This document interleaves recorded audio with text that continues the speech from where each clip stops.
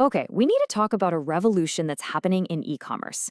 It's a kind of secret strategy that has quietly built a market so enormous, it's honestly hard to believe. Let's break down exactly how it works. So it all starts with this number. Back in 2020, people were predicting China's live commerce market would hit, maybe $1 trillion. And that seemed pretty ambitious. But the reality? Well, the market didn't just meet that prediction. It completely blew it out of the water, growing way faster and bigger than anyone thought possible. So, what's going on here? How did this happen? I mean, it's way more than just the pandemic pushing everyone to shop online. There's a really powerful strategy at play here, a kind of secret weapon that the smartest sellers are using to build actual empires. And that secret is a concept called private traffic. Now, this isn't just another marketing buzzword, I promise. It's a really fundamental shift in how companies think about their customers, and it is the engine driving this entire trillion-dollar revolution. So, what on earth is it? Well, private traffic is basically the audience that you own.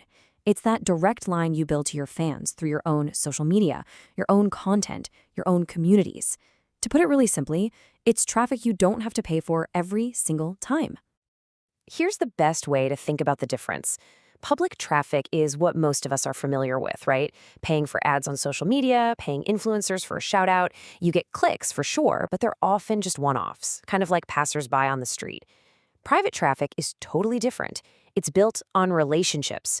These aren't just random passersby. They're your loyal fans who keep coming back. And that stickiness, that's the real key. And you don't have to take my word for it. The data is just wow. On the video platform Kuaishou, a staggering 65% of all purchases in 2020 came from repeat buyers. We're talking about people buying from the exact same streamer again and again. That right there is the power of private traffic. It's a loyalty building machine. So this big focus on building a loyal private audience has actually created two very different types of online stars, and they each have their own unique way of selling. So on one side, you have the curator. You can think of them as like an expert personal shopper, building up trust because they have amazing taste and selection. And then on the other side, you have the creator, who actually produces and sells their own stuff, building trust through their expertise and authenticity. Let's look at a couple of real-world examples. The absolute perfect example of a curator is Via. I mean, her story is incredible. She went from a tiny little clothing stall to becoming a superstar on Taobao Live. She doesn't make her own products. She finds the best ones for her audience. For millions of people, she's that trusted friend who always has the best deals. And her influence is just legendary. At her peak, she sold over $400 million worth of goods in a single day. Now, let's flip to the other model, the creator.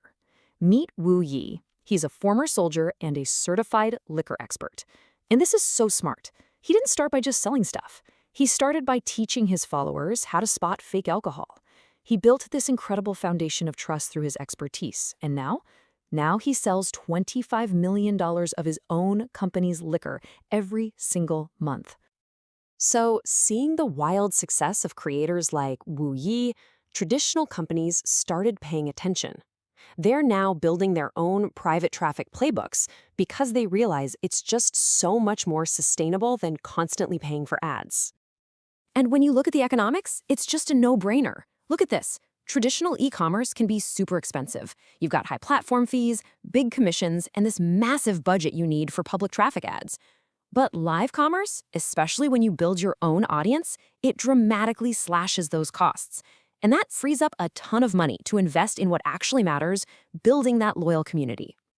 So that's the big question, right? What are these companies actually doing with all these savings? How are they reinvesting that cash to build their own private audience? Well, let's check out 3 brilliant playbooks that show exactly how it's done.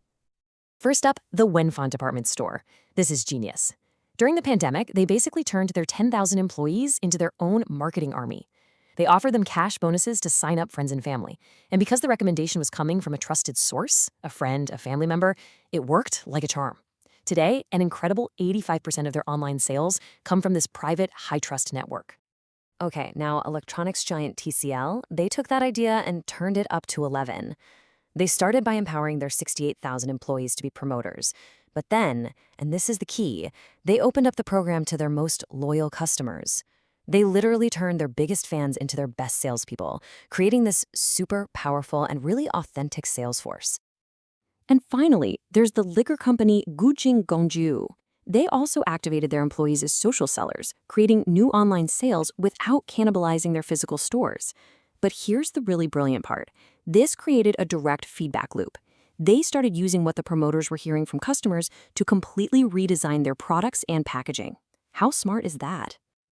So it's pretty clear this strategy goes way, way beyond just getting more clicks or views. It's about fundamentally rebuilding the entire relationship between a company and its customers. And if you take one thing away from this, let it be this. This is a massive shift away from the old transactional model of just buying eyeballs with ads. It's a shift toward the much more powerful, more sustainable model of earning loyalty through a genuine connection. I think this quote just sums it all up perfectly. The goal isn't just to blast out messages and promotions. It's to build a relationship where your customers actually want to listen to you because you consistently provide them with real value. So I'll leave you with this question. Think about the brands you really, truly love. Is your connection with them built on the ads they show you? Or is it built on something deeper, a real two-way relationship? The answer to that question, well, that's the secret behind this whole revolution.